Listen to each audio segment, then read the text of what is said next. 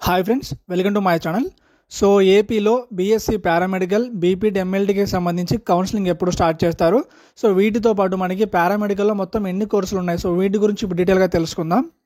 So మన ఛానల్లో BPT, paramedical, ఎంఎల్టీకి సంబంధించి అన్ని కోర్సులకి సంబంధించి కౌన్సిలింగ్ స్టార్టింగ్ నుంచి ఎండింగ్ వరకు కూడా ప్రతిదీ కూడా మీకు టైం టు టైం అప్డేట్ చేయడం జరుగుతుంది. సో కాబట్టి తప్పకుండా సబ్స్క్రైబ్ చేసుకుని గంట సింబల్ ఆన్ చేసుకోవడం మాత్రం మర్చిపోకండి.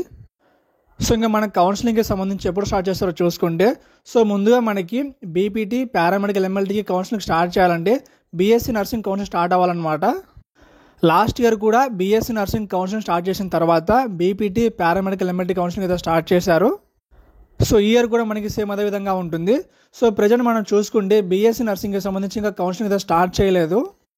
బీఎస్సీ నర్సింగ్ కౌన్సిలింగ్ వచ్చేసి మనకి ఈ వీక్ లేదంటే నెక్స్ట్ వీక్లో స్టార్ట్ చేయొచ్చు. ఎందుకంటే ప్రజెంట్ మన సైడ్లో చూసుకుంటే ఎంబీబీఎస్ వాళ్ళకి, దాంతోపాటు ఎండిఎస్ వాళ్ళకి సంబంధించి కౌన్సిలింగ్ జరుగుతుందన్నమాట. దానివల్ల మనకి బీఎస్సీ నర్సింగ్ డిలే చేస్తున్నారు.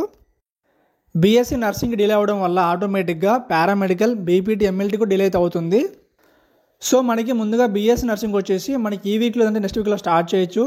అదే స్టార్ట్ చేసిన తర్వాత మనకి పారామెడికల్కి, బీపీటీకి, ఎంఎల్టీకి వచ్చేసి సెప్టెంబర్లో మనకి ఎండింగ్లో స్టార్ట్ చేయొచ్చు అనమాట. అప్పటికి కూడా కుదరకపోతే మనకి అక్టోబర్లో స్టార్ట్ చేస్తారు.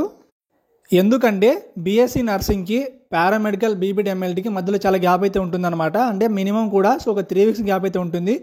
దానికోసం అని చెప్పేసి మనకి ఈ 3 కోర్సుల కౌన్సిలింగ్ వచ్చేసి అక్టోబర్ స్టార్టింగ్లో లేదంటే సెప్టెంబర్లో మనకి లాస్ట్ వీక్లో స్టార్ట్ చేయొచ్చు.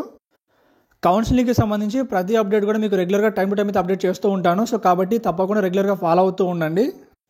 ఇంకా మనం పారామెడికల్లో మనకి డాక్టర్ ఎన్టీఆర్ హెల్త్ యూనివర్సిటీలో మొత్తం ఎన్ని కోర్సులు ఉన్నాయో చూసుకుంటే టోటల్గా మనకి 10 పారామెడికల్ కోర్సులు అయితే ఉన్నాయన్నమాట. అవేంటో చూసుకుంటే ఫస్ట్ వచ్చేసి BSc medical lab technology, BSc neuro physiology technology, BSc optometric technology, BSc renal dialysis technology, BSc perfusion technology, BSc cardiac care technology, cardiovascular technology, BSc anaesthesiology technology, operation technology, BSc imaging technology, BSc emergency medical technology, BSc respiratory therapy technology. ఇవి మనకి BSc పారామెడికల్లో ఉన్న 10 కోర్సులు అనమాట. పారామెడికల్లో మనకి ఏపీలో ఈ 10 కోర్సులు counselling start చేస్తారు.